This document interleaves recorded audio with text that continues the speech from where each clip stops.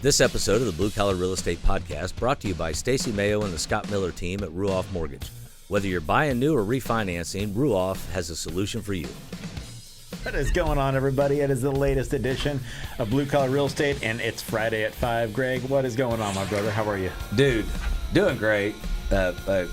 I can't say that. Never mind. No, let's just leave the conversation before we came on air off the table right now, and let's fast forward to what we were actually going to talk to everybody about this week. Well, here's the thing, man, and I don't know about you, but in the last 6 or 8 months, I've had more people ask me, hey, what would it take for me to get into real estate? Yeah, I get that question frequently as well. Now, at the same time, the brokerage I'm under now, Front Porch Real Estate, they've opened their own real estate school. Yep. In my office, not literally, but in the same space. Anyway, you know what I mean? The area, the vicinity. Right. And so I got to thinking over the weekend and then through this week about something you had said to me a couple of years ago, 3 years ago, whatever it was, about how it's a low threshold to get into real estate. Mm-hmm. And it is. You don't have to have a degree, and we're going to find out most real estate agents, literally over half, don't have any kind of degree. Mm-hmm. It's not hugely expensive. No, not at all. You can become a full, I can do anything in real estate for about $2,500. Right. Have every access, every tool available that you need for about $2,500. And so that's a low barrier to entry when you're talking about starting a business, in essence, which is what being a real estate agent is. And the potential to make money with that low of an entry point, both knowledge and so when we started talking about this episode, my thought was, let's just share the information that we've learned, some of it the hard way, right? That's how I learned most lessons. Amen. Just ask my mom. Right. But let's talk about sort of what it looks like to be a real estate agent. I'm working on another book that goes with the novel that we've talked about several times. And then I've been encouraged by several people to write this book. The working title is Real Estate's a Blue-Collar Job. Mm-hmm. That phrase in my head is what came up with the name for this podcast. Right on. Because it is a blue-collar job. You get up every morning, as Dave Ramsey would say, you leave the cave, you kill something, you drag it home to eat. In essence, in a little more civilized terms, but yes. But if you don't do that every day, right? You're dead. The agents you and I trained a year ago, what was our conversation with them over and over? Your daily behaviors is what makes a difference. Mm-hmm. So to kind of kick it off, I wanted to go over some data sets that kind of talk about what a realtor looks like now. Yeah, go ahead. And I know it's weird if you've been listening to the show for a while to hear me talk about data sets, not Ryan. But, I got wacky. So the first thing, 63%. Now, these are national averages. Yep. Unless I say otherwise. 63% of all realtors right now, licensed realtors, are women. I think that's a good thing. I think that says a couple things, but number one, I do think this business is oftentimes better suited for women. I find myself getting dramatically short with people when I've had to learn patience throughout my career. I've had to really learn to exercise patience throughout my career, and I think that's something that comes naturally to oftentimes more women. But no, I think that's a good thing. I don't think that's necessarily a bad statistic, even by any stretch of the imagination. But it's also an interesting one because that literally means 2 out of every 3 people in the business are female. Right. And I don't have a judgment about good or bad. I just I found it interesting. Mm-hmm. As far as patience goes, I learned patience, and it took me a long time. And then the band decided not to play it when we did our next show. Anybody, GNR? Not as much. I think this next statistic, though, is one that you put together that really, really does tell a little bit different story, because I think gender, whatever, we can all go along to get along there. But one thing that's very, very different is that the median age of a real estate agent is 54 years old. Yep. And that's a little bit interesting considering the average age of a buyer right now is about 42. Last stat I looked at. So it's an interesting paradox between demographics involved in the people helping people buy and sell homes versus the people actually maybe buying and selling homes. Well, and the funny thing with that is too, 37% of home buyers right now are millennials. Right. 49% of home sellers are boomers. Right. It's just kind of a funny dynamic, But you're right, 54 is the average age. I'm 51, so I'm right there on the border. Here's something I found really interesting. 20% of all realtors nationwide have had their license less than a year. See, and that's where this business gets a little bit crazy. And it's funny because I was having a conversation with one of my past clients, somebody I've helped with probably 4 homes in the last 10 years. And the thing we were talking about was like, dude, like he made this comment. He's like, dude, when you helped me out like 7, 8, 9 years ago, whenever it was, he's like, you were good. But now you just made everything 10 times easier because it's like the things that you learn over the course of a transaction or two. Yep. Or 100 or 200 transactions. Because when you help people navigate this process, you just learn stuff. You learn what's going to happen. You learn what's going to be, like these are the things that I've got to pay attention to in an offer, and these are the things that maybe you don't have to worry about as much, in an offer. And you pick up on buying cues, the emotional intelligence that comes with all of it. And there's so much that goes into being a highly successful real estate agent that I don't think they teach you at all in real estate school. And that's why maybe some of the following statistics aren't maybe as glamorous as what the industry may want to propose, but this job's not hard, but it can be really, really awesome. Absolutely. But it takes some really focused effort and some very strong direction for a period of years, as it does with any business, right? Yep. In order to get it off the ground and running. I mean, I was literally complaining, an hour ago before we started the show that like, oh my gosh, I just got another damn referral. And like, wait a second, reverse. Let's like hit rewind on that tape and you just never ever say that again, because like somebody I helped almost 6 years ago now. And I remember the first phone call I had with him was at a call night at a previous real estate company we both worked at. And he just texted me back saying, yo, dude, I need to sell my house because we're having another kid. And like, that's life. And like, the dude still remembers me because we've stayed in touch and we've had great conversations.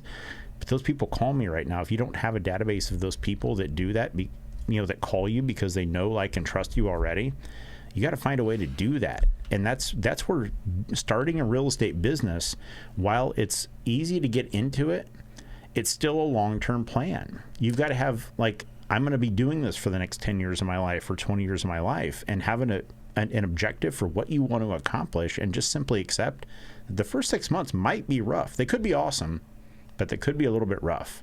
And you've got to do some consistent daily activities to make sure that you're not going to be one of those, statistics that we don't want to talk about. Well, and we're going to talk about them here in a little bit, but because we have to. Mm-hmm. The reality has to be the reality, right? The cold water is the cold water.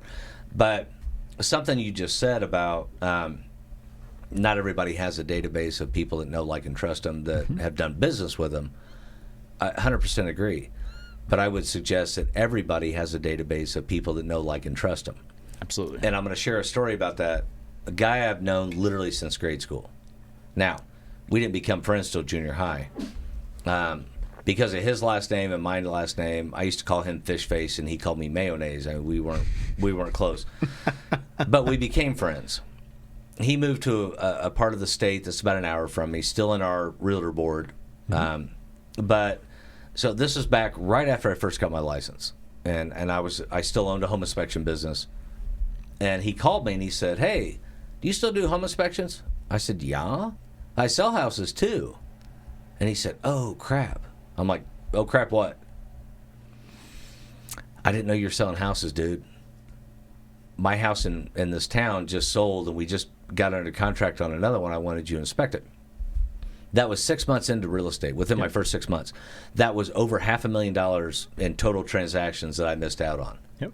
So everybody's got people that know, like, and trust them, but they need to know you're a realtor. They need to know that you're the professional in the industry that you are trying to be a professional, and simply put. Right. That means you got to know some shit. And that requires more than just passing your 90 hours of... 100%. You got to know your shit. And, I'm sorry to cuss, but I'm going to get super emphatic about this at this point, because you got to know what's going on in your market. Because if you're going to ask somebody to write you a check for $10,000, 3% commission on a $300,000 house is about $10,000, right? Call it 9. That's a lot of money. Like, that's a legit responsibility to show up on time, do what you say you're going to do, and deliver. Right? Absolutely. And the thing is, the last 2 training sessions at my company I've done, along with the owner. We've done them together. One of them was on Indianapolis neighborhoods. One of them was on architectural styles. We're getting ready to do another one, which is the final one, on how a house is put together. Now, 2 of those you and I have done on podcast episodes. Mm-hmm. And when the owner and I talked about it, I told him that I felt like it was imperative that realtors understood this. I had a house go up for sale in my neighborhood. My neighborhood is all, late 70s to about 1982 built. Almost all of them are brick ranches. You get the vibe, right? Oh, yeah. Of the neighborhood I live in. Like, what could be going on with those houses? Like, right. The second you say, like, brick ranch, my mind automatically, after having been in real estate for a minute, goes to that late 70s, early 80s brick ranch and some of the challenges that come with those homes. Because I've had a few inspections. You can see it, right? right? Oh, my gosh, yes. And so, and a house just went on the market a few streets over from me, and it was listed as a mid-century modern. I find that hard to believe. So did I. People should go back and watch our episode on house and architectural styles for what that actually does mean. and my wife was sitting behind me in the home office when I pulled it up, and I made a few comments that I won't repeat on air. This is a family program. And I was going to email the agent, and she's like, don't you dare. And so I didn't. But so my point is, you go through real estate school to get your license. You don't go through real estate school to learn how to be a realtor. Nope. And there's things you have to do. You and I have talked about this ad nauseum over the years, and I told a new agent the other day, if you do what I tell you for the first 90 days, you'll start to make some money. Mm-hmm. If you continue to do what I told you, or what I'm telling you, then you will have a successful career. And so one thing I want to share with regard to that, you get into real estate, the most important thing beyond learning your shizzle, right? That's an official word, by the way. Look, Jason, I'm Snoop Dogg. One of the biggest things is to be you, right? What did we talk about a year and a half ago? Find your tribe. What is it?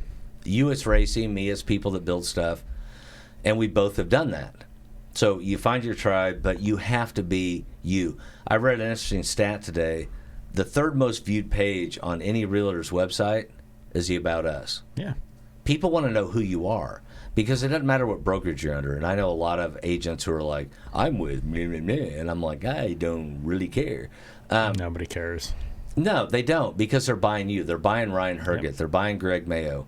If they know, like, and trust you, if they see that you're legit, that you're who you say you are. So that's the first thing. You got to be you, and you got to find your tribe, right? 100%, without a doubt. So the other thing is, the other thing I found, and I want you to talk about this a little bit, over a third of all home buyers out there on the market right now are first-time home buyers. Mm-hmm. So when they meet you, I'm a first-time home buyer. I'm 27 years old, and me and my spouse, we find you wherever, and we go meet with you. We don't know squat. Mm-hmm. We don't even know who pays you. Yep. So what's your job? My job is to literally educate you on exactly what you're about to, embark upon. Right, you're a teacher, right? Yeah, I'm literally a teacher. I'm a coach. Is the role, that's the hat that that you're wearing early in that process. Is you're not really a real estate agent. Like as soon as you get somebody that like you think might be interested in buying a house, at that point you've got to like put on your question hat and ask a lot of good questions to understand like where are they at, what do they not know that they maybe could know or need to know in order to move everything forward. And so, yeah, you're 100% a teacher, and you're asking questions about, where are they at? What do they know? What have they done up to this point? So that way you can gain some perspective and figure out, truly the best way to help them out.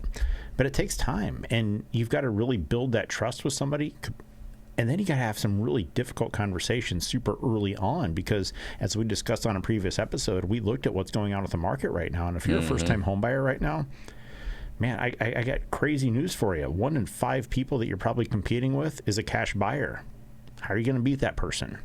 How are you going to make your offer stand apart above theirs? Because it's, right now is the recording of this episode in, late March of 2021. We are in the epitome of the highest degree of seller's market that we've ever seen in my lifetime. So it's not about getting a good deal, even a little bit, right. Even a little bit. Like there's no good deals to be had. It's how much above appraised value are you willing to guarantee in cash above appraised value if you're trying to get a loan. Like it's craziness right now, but you have to have those conversations with your buyers up front, because if you don't, they're going to lose out, they're going to lose out, they're going to lose out, and they're going to get get frustrated Right. at some point. I mean, heck, I like to think I'm relatively decent at this, but I've gone right now 6 offers deep with a buyer, and we've lost out on 6 deep. And my previous record was 5. So it's frustrating as all get out to me right now, because I'm good at this, but at some point we're also capped. And of the 6 offers we've lost out on, 5 of them were cash. And unfortunately, there's just not a lot you can do about that. No. And so you decide you want to be a realtor. You get your license. You go through the class, you get your license. And then you learn how to be a real estate agent, right? And that's where I think it's just critically important. You have to like align yourself with the right company. And I've said this for years. You know, I truly think there's a million great real estate companies out there, but it's about finding a mentor. It's about finding a coach. It's about finding a company that's going to be able to support you and help you develop your business over that first 3-year period. Because your business is going to look a lot different after you get past that first 3 years. It's going to look way, way different. You know, the things it takes you to get to, you know, from 0 to $1 million in real estate transactions, depending on what part of the country you're in. In Indianapolis, that's like 4 deals, maybe a little less. But the things it's going to take you to get from like 0 to 4 are way different than the things it's going to take you to get from like 30 to 50 transactions a year, you know, where Right. you're scaling and growing at that point. So you got to find a company that's like really going to be good at helping you get started. What are the things that you need to know in order to get started? How are you going to generate conversations? What type of training do I need to have on the documents that I'm filling out that impact people's lives over here, right? Because it's huge. Like when you're writing these offers, you're truly impacting people's lives, and you're playing cards with thousands of dollar chips, literally. Yeah. Like an inspection, you do an inspection. I'll never forget this, but this is back in like 2006, and I forgot to tell a dude who was buying a house in Broad Ripple, which is an older part of the Indianapolis metro area for those that are listening right now, and most of the homes are built in the 20s to 40s, right? Yep. Well, I forgot to tell this dude to order a sewer scope inspection, and wow, fast forward 9 months later, he's calling me with a $15,000 bill saying, what can we do about this? That's a terrible thing to learn as a real estate agent, that you need to recommend that people have a sewer scope inspection. Mm-hmm. But until you go through those lessons, you don't know. Well, and that's the thing. So you get into the business, and 10 or 12 transactions in, now you're probably comfortable. But you have to keep learning. Every day. And that's the thing I really want to drill down on here. You start in the business, and you've got to learn a bunch of stuff right at the beginning. Mm-hmm. You absolutely have to. You also have to teach yourself new behaviors, because like you said in the beginning, we're starting a business. You're starting your own business, right? Blue collar real estate's a name. It's also a thing. Mm-hmm. It's a business. I own it. I run it. I operate it. And every day it requires me to do certain things, yep.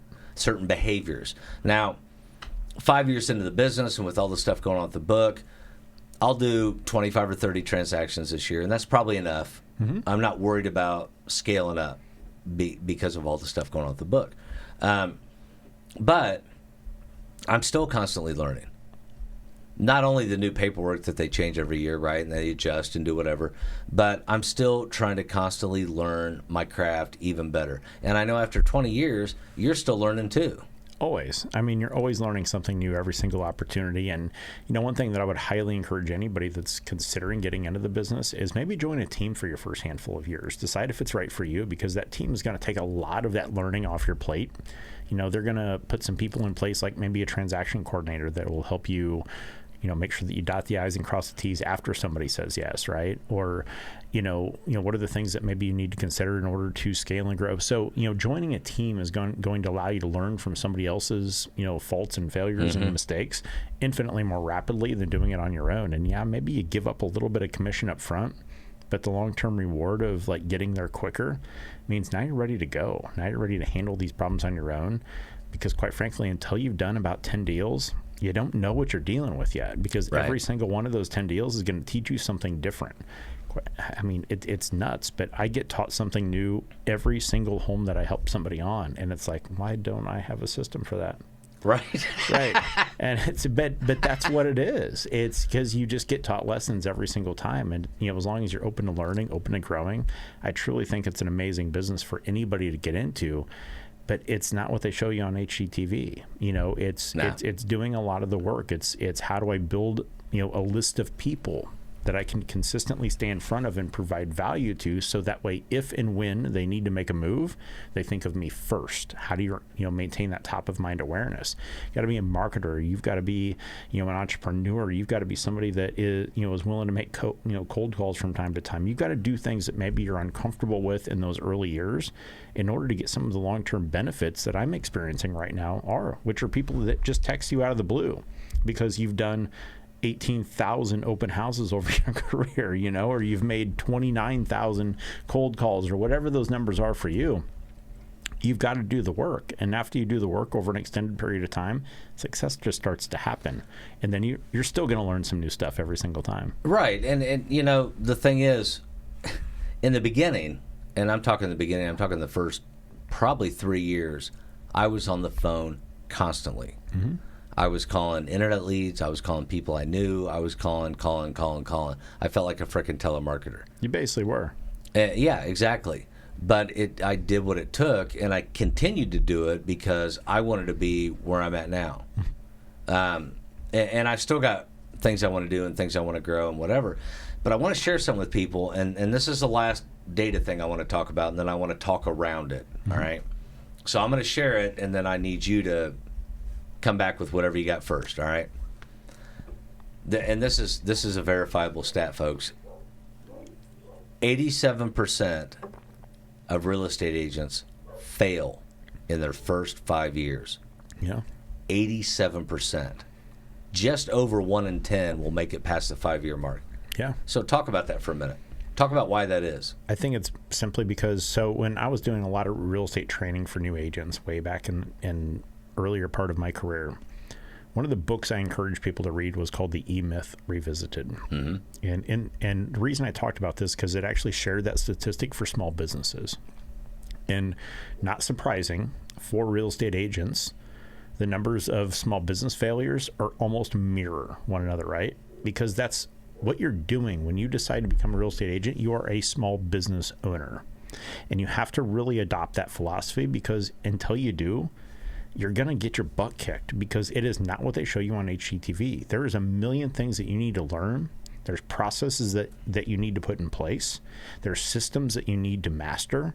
And then there's ultimately people that you need to hire to do those things for you. Yep. If you want to scale and grow. Otherwise, you're just walking into a full-time job that you just happen to own, that you never get to leave.